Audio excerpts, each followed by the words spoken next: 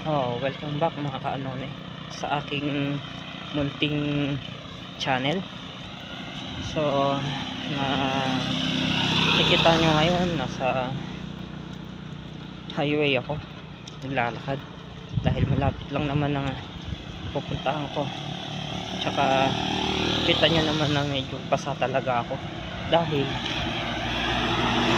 nabutan ako ng ulan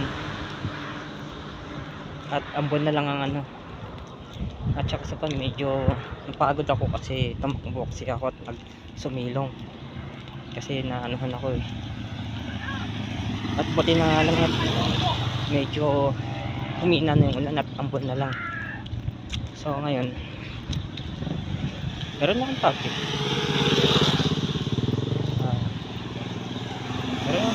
na ang magandang pag-usapan. Ito ay tungkol sa alam mo ba yung Rainbow Bridge na ito kung saan pagka namatay yung mga alaga nating hayop doon dumadaan kahit anong klaseng hayop yan, aso, pusa, kabayo, kambing, siguro kung ano yung nagiging natin pet, kahit hindi natin pet, siguro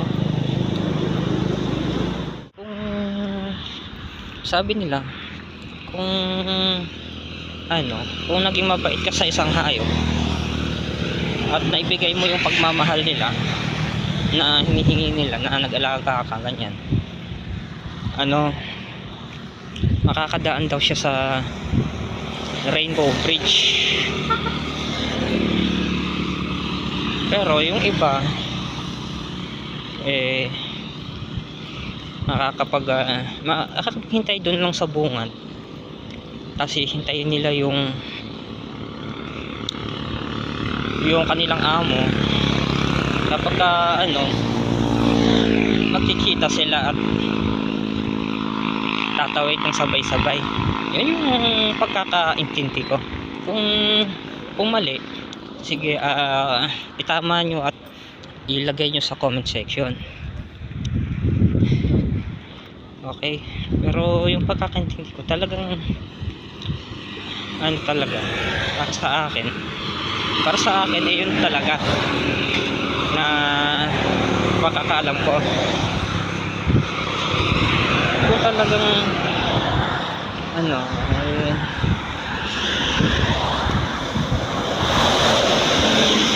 yung masasabi na talagang sa ngayon yung mga share ko lang yung mga natin, mga alaga natin na namatay, talagang baka hinihintay tayo ron. Share ko lang yung aking experience na mapagmahal din ako sa mga aso at pusa, kahit yung alaga akong manok dati na diba yung pa nun, maraming nang namatay na iniwan. So namatay sa sakit, sa katandaan. Yung mga iba kong alaga may nasagasaan pa nga.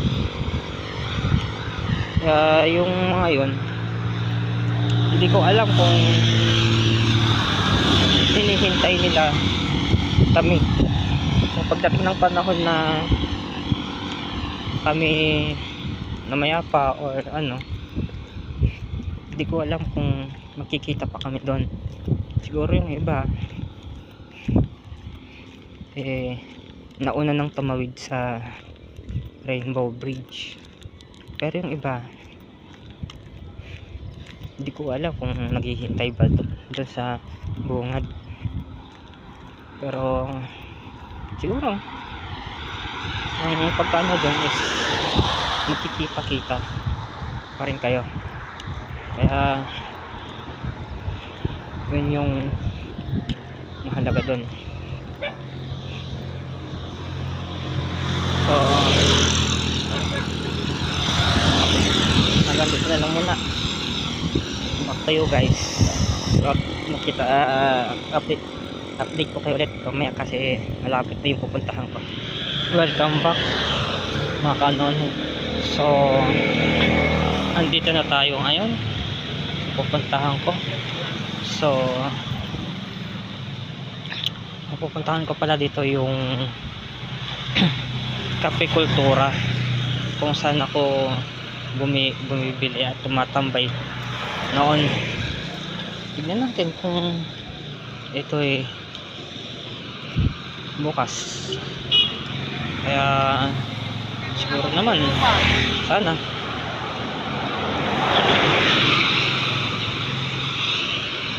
kasi tagal na rin kasi ako hindi nakapunta rito, kaya ngayon lang ulit.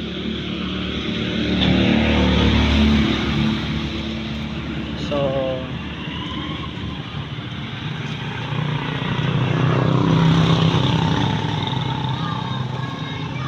sarado sila ngayon, kaya sayang naman. Sige, better luck next time lang kung sila ay open. Okay, so sayang naman at sarado yung pinuntahan ko na Cafe Kultura. So yan ako nun, kasama ko yung mga kaibigan ko na umano nun, tawag dito, bumibili doon, naging suki kami doon. Sarap naman ng ron, ng kape, tsaka yung flavor nila doon. So kung merong Cafe Kultura sa inyong lugar na malapit, pumunta kayo doon. Sulit naman, yun ang masasabi ko.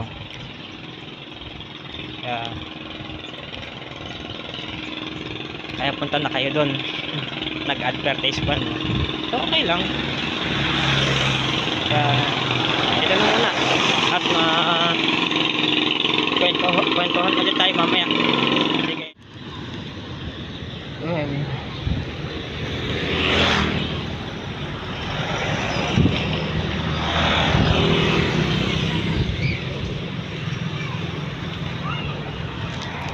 Dito muna tayo. Tara, merienda muna tayo mga kaibigan. Si Muning. Kaya hello Muning.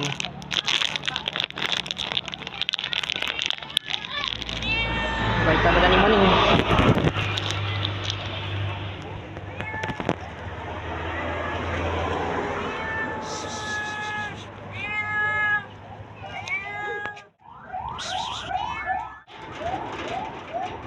Pakakainin lang natin si Muning.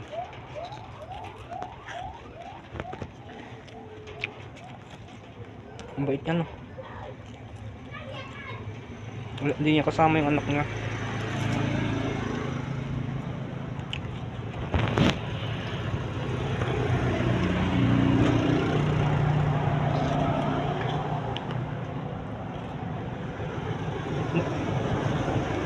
Baka ito na yung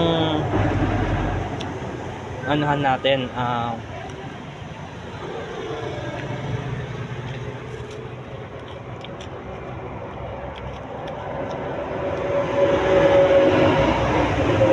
isa siya ng mga kaano, di ako masyadong at pakainin lang natin itong pusa at mamaya na tayo magkwentuhan.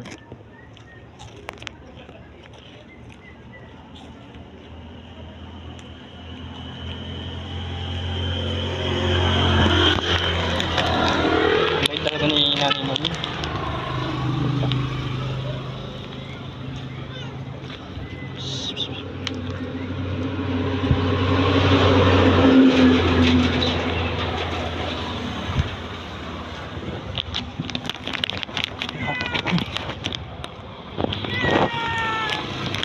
Yung bait niya,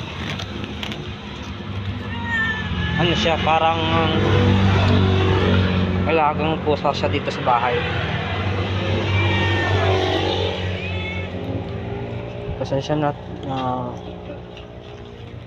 mahina lang yung boses kasi kumakain ako eh.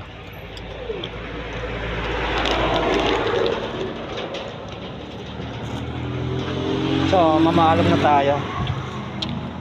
Paalam na sa'yo Maning at ako ay pupunta na. See you soon Maning. Bye. Alagaan mo yung anak mo na hindi mo kasama ngayon at sana lumaki siya ng katulad mo. Sige, paalam sa'yo Maning. Paalam hanggang sa muli. Oh hello mga kaanone, welcome back. So inabot na tayo ng dilim dito sa daan. So okay lang kasi malapit naman ang pag-uuwi, kaya okay lang. Pero yung pinuntahan ko is sarado, nakaka-disappoint naman. Pero okay lang. Naano naman natin yung pusa na nakita natin, napakain naman natin kahit kaunti, kahit ganun lang yun. So parang may pusa ako narinig at inatakot ko ng flashlight, kaya pinatingin ko, kaya kawawa naman yun. Biglang natahimik eh nung umano ako, pero nakakaano naman kasi tignan, pero hindi pwedeng maanuhan. Pwede ko siyang ampunin pero kawawan, hindi ko siya, pwede ko siyang ampunin, kaso nga lang marami kasi parang pusa sa bahay, baka hindi rin siya maanuhan,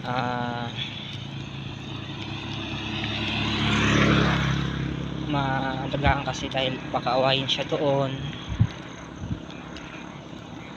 kasi nangaaway kasi yung mga pusa sa bahay na hindi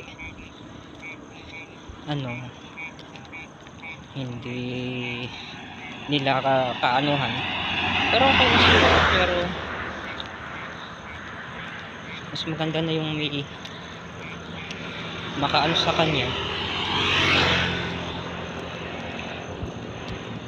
makatagpo at saka may mag-ampon kung sino man ang malapit dito sa barangay Balbalonga, Lupaw. At kaya dito sa may highway, yung mahabang ayun, ito yung parang diretso ang daan na malapit do sa puno ng akasya na may ano ron. Puntahan nyo, andun lang yun, hanapin nyo dun. Kaya ganyan, ano tuloy ako.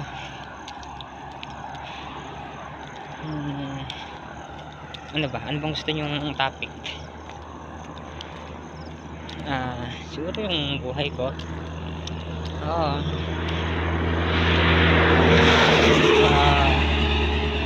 Marami kasi akong gusto. Isa akong pet lover ako, pero hindi nga lang halata. Pero mas gusto ko sa dalawa. Kung ang pagpipiliin niyo ay kung aso o pusa, mas pipiliin ko yung pusa, mas malambing. Yung aso normal lang naman, para may yun yung best friend, babantay pa talaga nun. Pero mas ano pa rin yung pusa, mas malambing, mas prepared ko sila.